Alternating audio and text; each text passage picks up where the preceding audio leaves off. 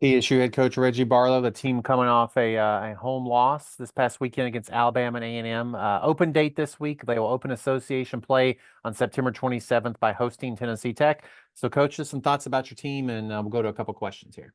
Yeah, we had a home game here, this Legacy Series versus Alabama A&M at Nissan Stadium.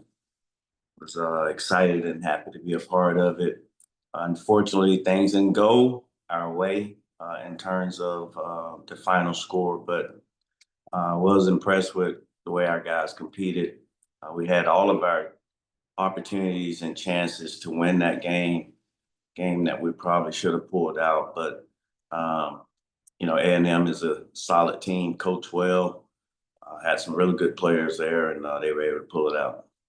And this week, it's excuse me, it's the whole thing of, it's a bye week. Obviously, get a chance to get some guys back healthy, get a chance to get some coaches out to recruit, and obviously get a chance to, do some practicing and work on some things, fundamental stuff as we go. So looking forward to getting some work in this week, on the bye week. Thanks, Coach. We'll go to some questions. Reno, I see you. I'll let you just ask the question you put in the chat. So, Reno, you go ahead, and then Brandon, you'll be next. Thank you, thank you. Pleasure always, Coach Barlow. Glad to be on this conference call with you. First question I have for you is, Kendrick Grimes gave us over 107 yards of total offense, and also with Zach Simmons Brown, added some big plays on the ground. How do you see that 1-2 punch shaping up offensively for the identity of the offense moving forward? Yeah, we're happy to have Kendrick Grimes here. He's a really good player. We've had a good bit of scouts come through here throughout as recent as yesterday, inquiring about Kendrick. We know what he brings to the table. Simmons, a guy from Alabama, Phoenix City High School. Those guys win a lot of championships there. And man, what he's been able to bring has been really, I don't want to say a surprise, but he's been able to be a solid guy for us, running the ball. He can protect, he catches the ball out of the backfield. So establishing those two guys is kind of like our 1-2 punch right now. Obviously, we want to be able to run the ball. We will run the ball. And it's good to have two guys you can count on to be able to run it. And we'll go to Brandon King. Go ahead, Brandon. All right. Good morning, Coach. How you doing? Good morning. Good. Wanted to kind of circle back a little bit to last week. Obviously, like I said, you did get the result that you wanted, but wanted to kind of talk about when you look at that second quarter offensively and what you all were able to do, 21 plays, 182 yards, 21 points. Looked like you really had it rolling. And then in the second half, 33 plays for 92 yards. And kind of wanted to ask, when you look at what you're able to accomplish in that second quarter, what are some things that you can look at as you move forward that you can kind of build on from an offensive standpoint? Yeah, Brandon, one of the things is, with going in the half with the lead, obviously you're happy with that.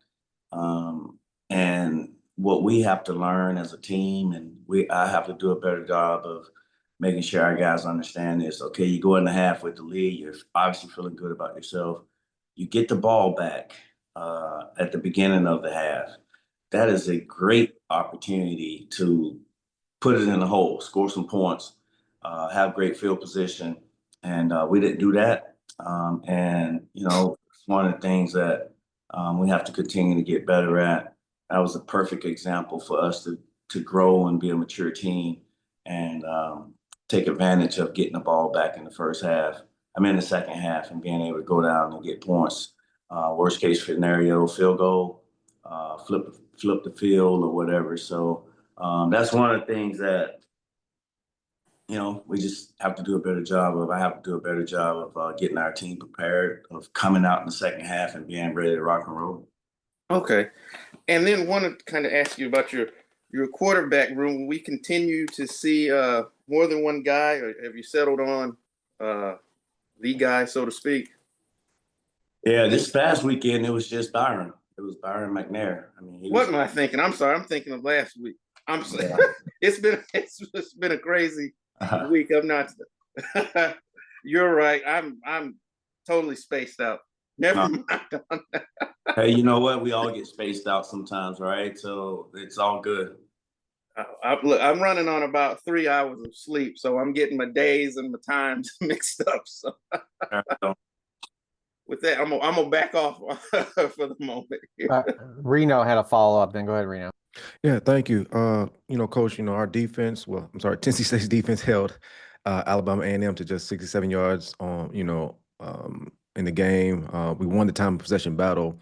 What stood out to you about your defense's front performance? And then where do you see continued improvement as we think about our secondary as well, too, with obviously these past couple games, both passing teams have, put up a lot of yardage on us. Yeah, we knew that their running back, number 20, was a really downhill runner, physical runner. And we knew that their quarterback, this guy's athletic, he can throw it, but he's also good at running the ball and keeping plays alive. So we definitely wanted to be good on that, and we were. We didn't allow him to run around and stuff on us. Passing game, we have to be better. It's 300 and I think 50 yards or something like that.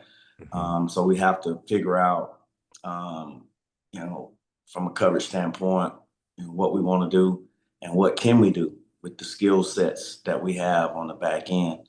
I know from a schematic standpoint, there's always things that we'd like to do or we think we want to do against a team, but we just have to, make sure that the student athletes are, good with it. Now, a few of those passing yards came off of, like a tight end in the flats, and we just didn't. We had a mental break, and we didn't cover him.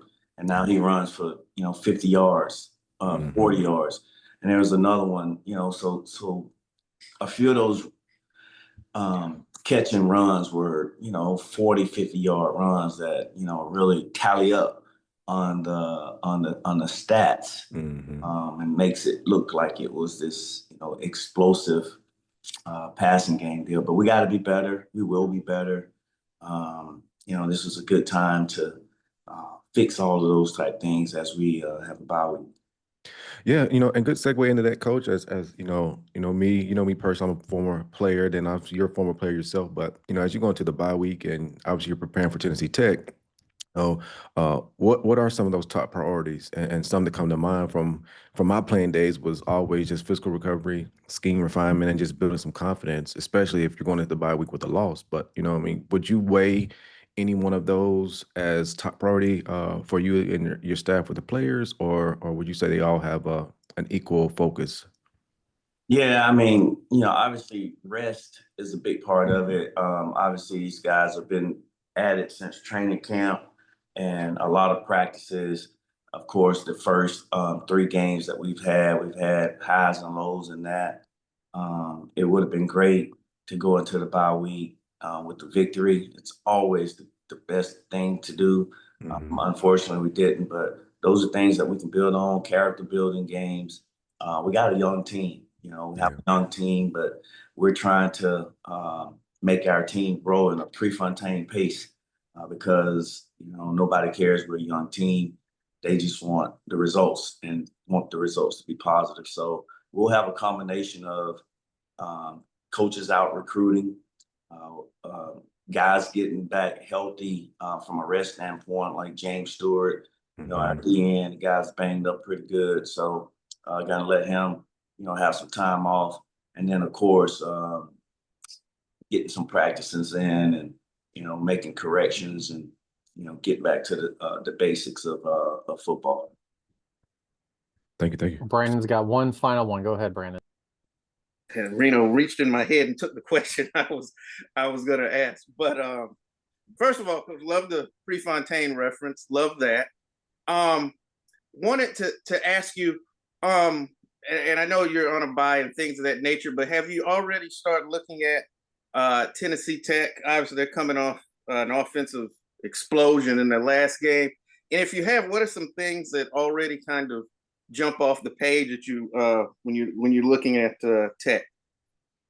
Yeah, that's Tech is, man, they're really good. And all three phases, they are they're rolling at a high pace right now in terms of scoring points. Defensively, they're extremely physical and play fast. Their kicking game, they're solid and have their things that they like to do from a punch standpoint. But just, the quarterback, this guy is a calm presence. He can make all the throws. He throw it overhand. He could whip it from the side. I mean, he's really good. That team is really good, and definitely, get a chance or looking forward to getting a chance to compete against them. But they are a really good team, and they got 74, 72 points. They've scored 40 points. I mean, they've scored a lot of points in this early season. So big task, got a lot of work to get at to, kind of be ready for these guys. But they're a really good team. All right. Thanks, Coach. And hopefully get some folks healthy during the bye week and as we move forward throughout the season. Yes, sir. Thank you. Coach, appreciate the time. Best of luck to your team during this open day, and we'll talk to you again next week. Yes. Thank y'all.